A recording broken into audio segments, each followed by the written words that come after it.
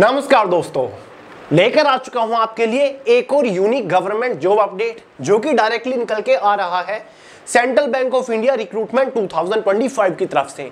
दोस्तों, central bank of India जो कि भारत का एक बहुत बड़ा पब्लिक सेक्टर बैंक है, मतलब गवर्नमेंट बैंक है, सरकारी बैंक है, जिसके अंदर अप्रेंटिस की पोस्ट के ऊपर 4500 प्लस वैकेंसीज आ चुकी है। जी हां दोस्तों, पूरी 4500 वैकेंसीज यहां पर निकल के आ चुकी है, जो कि अपने आप में बहुत ही लार्ज स्केल पर वैकेंसीज ये निकल के आई है। अगर आप बहुत टाइम से ट्राई कर रहे हो और एक अच्छी सरकारी नौकरी आपको नहीं मिल रही है, आप अब भी सरकारी नौकरी की तैयारी कर रहे हो, तो भाई इसी बीच ये एक बढ़िया अपॉर्चुनिटी निकल के आई है। मात्र 2 महीने के अंदर आपका फाइनल सिलेक्शन भी हो जाएगा। स्टाइपेंड मतलब सैलरी भी आपको अच्छी खासी यहां पर देखने को मिल रही है। फुल डिटेल्ड ऑफिशियल नोटिफिकेशन इस वैकेंसी का जारी हो चुके हैं। ऑनलाइन फॉर्म फिलहाल अप्लाई किए जा रहे हैं। संपूर्ण जानकारी इस वीडियो में आपको प्रोवाइड कराने वाला हूं। इंपोर्टेंट डेट्स के बारे में बात करेंगे, फॉर्म कब से स्टार्ट हुए, लास्ट डेट क्या है, एग्जाम कब कंडक्ट कराया जाएगा, साथ ही दोस्तों एज लिमिट क्वालिफिकेशन के बारे में बात करेंगे, एग्जाम पैटर्न सिलेबस को डिस्कस करेंगे, स्टाइपेंड मतलब सैलरी कितनी मिलेगी, exam centre, job profile, job location के बारे में बात करेंगे। और इस वैकेंसी का एक सबसे बड़ा प्लस पॉइंट ये भी है कि भाई एग्जाम में कोई भी नेगेटिव मार्किंग नहीं है, ना ही इसके सिलेक्शन प्रोसीजर में कोई इंटरव्यू वगैरह कंडक्ट कराया जाएगा। तो चलिए गाइस, बहुत ज्यादा टाइम वेस्ट नहीं करते, फटाफट वीडियो शुरू करते हैं। इसका नोटिफिकेशन आपके सामने डिस्कस करने से पहले एक छोटी सी इंफॉर्मेशन आपके साथ शेयर कर दूं। संपूर्ण भारत के इतिहास के most selected handwritten notes PDF form में, ई बुक की फॉर्म में आपको हम प्रोवाइड करा चुके हैं। मोबाइल फोन के अंदर डाउनलोड करके प्रिपरेशन शुरू कर सकते हैं, लिंक डिस्क्रिप्शन बॉक्स में है।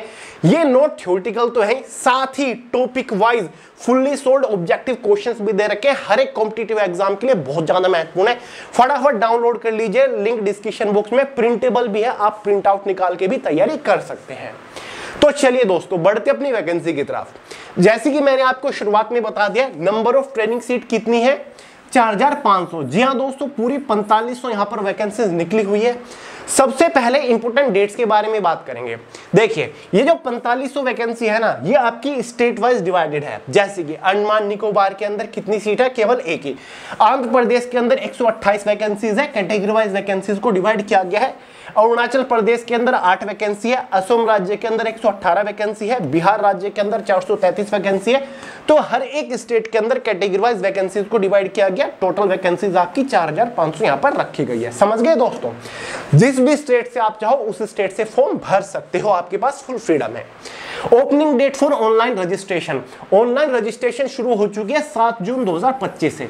जी हाँ दोस्तों, 7 जून से फॉर्म स्टार्ट हो रखे हैं। अपडेट लाने में थोड़ी सी देरी होगी, उसके लिए माफी चाहता हूं, लेकिन देर आए दुरुस्त आए, अब भी फॉर्म अप्लाई करने के लिए आपके पास अच्छा खासा टाइम बचा हुआ है। फॉर्म की जो लास्ट डेट है, क्लोजिंग डेट जो है, वो आपकी 23 जून 2025 है। 23 जून तक आप फॉर्म भर सकते हो। Date of online examination, online examination जुलाई के पहले ही हफ्ते में कंडक्ट कराया जाएगा। तो दोस्तों, फॉर्म अप्लाई करने के तुरंत बाद आपका एग्जाम भी कंडक्ट कराया जाएगा। चिंता मत करिए, एग्जाम आपका इजी टू मॉडरेट लेवल का होता है। टफ क्या चीज होती है, इसके एग्जाम में आपको देखने को नहीं मिलने वाला है। समझ गए? एलिजिबिलिटी क्राइटेरिया के बारे में बात कर लेते हैं। एज लिमिट क्वालिफिकेशन क्या है, सबसे पहले एज लिमिट को डिस्कस करेंगे। मिनिमम एज लिमिट जनरल वालों के लिए 20 साल है, मैक्सिमम 28 साल है। जो आपकी एज कैलकुलेट होगी एज ऑन 31 मई 2025 तक होगी।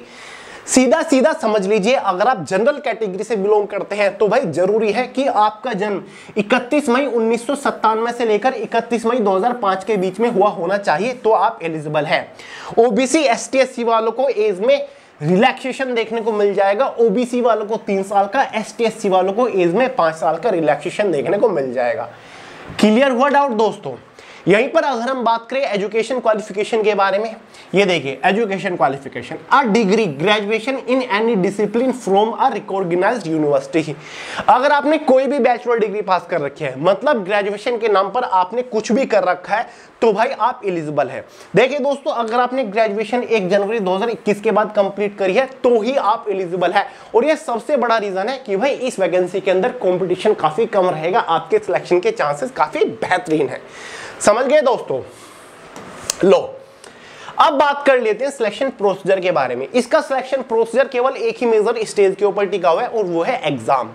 एग्जाम होगा और कोई सेकंड स्टेज नहीं है, कोई इंटरव्यू डिस्क्रिप्टिव पेपर नहीं है। एग्जाम के बेसिस पर फाइनली आपका सिलेक्शन हो जाएगा।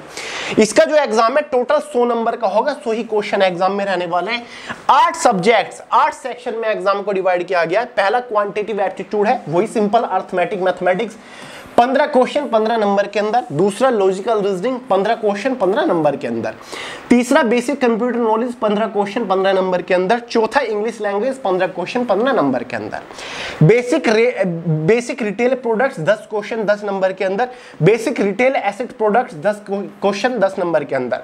बेसिक इन्वेस्टमेंट प्रोडक्ट से रिलेटेड और साथ ही बेसिक इंश्योरेंस प्रोडक्ट से रिलेटेड 10 क्वेश्चन। ठीक है, एक बुक आ जाएगी जहां से आप प्रिपरेशन कर सकते हैं। क्लियर है, इजी सा होता है। वैसे जो बैंकिंग अवेयरनेस होती है ना, ठीक है, बैंकिंग अवेयरनेस एक सेक्शन होता है, ज्यादातर आईबीपीएस के एग्जाम में, एसबीआई के एग्जाम्स में होता है, तो वही यहां पर पूछे जाएंगे। बैंकिंग अवेयरनेस के अंदर आपको ये सारे टॉपिक देखने को मिल जाएंगे। क्लियर है।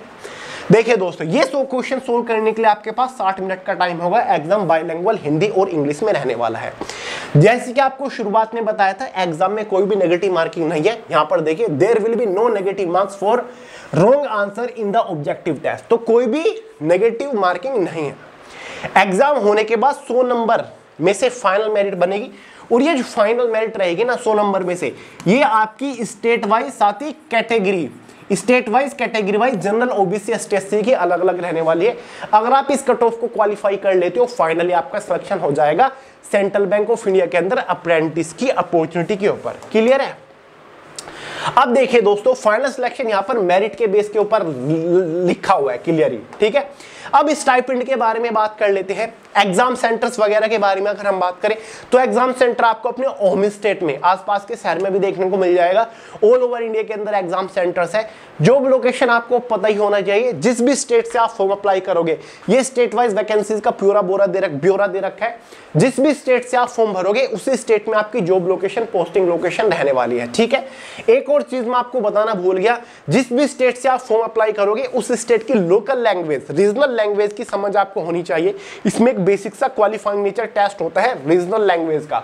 मान के चलिए आप बिलोंग तो करते हो उत्तर प्रदेश से, फॉर्म अप्लाई करना चाहते हो गुजरात से, तो गुजरात की रीजनल लैंग्वेज गुजराती होती है, तो गुजराती की समझ आपको होनी चाहिए। गुजराती भाषा को आप लिख लेते हो, समझ लेते हो, पढ़ लेते हो, इतना आपका होना चाहिए। तो उसी स्टेट से फॉर्म अप्लाई करें जिस स्टेट की लोकल लैंग्वेज की समझ आपको हो। समझ गए। अब बात कर लेते हैं स्टाइपेंड वगैरह की। ठीक है, स्टाइपेंड कितना रहेगा, मतलब सैलरी कितनी मिलेगी। तो भाई अप्रेंटिस की अपॉर्चुनिटी है, तो सैलरी की जगह आपको स्टाइपेंड यहां पर मिलता है। अप्रेंटिस की मैं शुरुआत में बता दिया था। ठीक है, तो भाई apprentice are eligible for a stipend of 15,000। तो भाई यहां पर 15,000 रुपए महीना आपका स्टाइपेंड रहेगा। हर महीने 15,000 रुपए सैलरी आपको मिलेगी 1 साल के टाइम पीरियड तक। देखिए, अब बात करते हैं टाइम पीरियड कितना है। अप्रेंटिस की पोस्ट है तो जाहिर सी बात है एक लिमिटेड टाइम पीरियड भी होगा, क्योंकि एक ट्रेनिंग है एक तरीके से, जहां पर आपको सैलरी स्टाइपेंड भी मिलता है। तो भाई यहां पर 12 महीनों की ये पीरियड रहेगा, 12 महीनों का टाइम ड्यूरेशन रहेगा। 12 महीने की अप्रेंटिसशिप है। इस हर महीने आपको 12 महीनों तक 15,000 रुपए महीना तो मिलेंगे। साथ ही जब आप ये अप्रेंटिसशिप पीरियड खत्म कर लोगे तो आपको एक अप्रेंटिसशिप का सर्टिफिकेट भी मिलेगा, स्किल्ड गेंड सर्टिफिकेट भी मिलेगा, एक्सपीरियंस सर्टिफिकेट मिलेगा, जो कि दर्शाएगा कि हाँ सेंट्रल बैंक ऑफ इंडिया के अंदर आपने एज अ अप्रेंटिसशिप काम किया है, जिसका आपको प्राइवेट और गवर्नमेंट सेक्टर्स में बहुत ज्यादा बेनिफिट मिलेगा। जब भी सेंट्रल बैंक ऑफ इंडिया या फिर किसी भी पब्लिक सेक्टर बैंक के अंदर जॉब आएगी, सबसे पहले आपको ही कंसिडर किया जाएगा।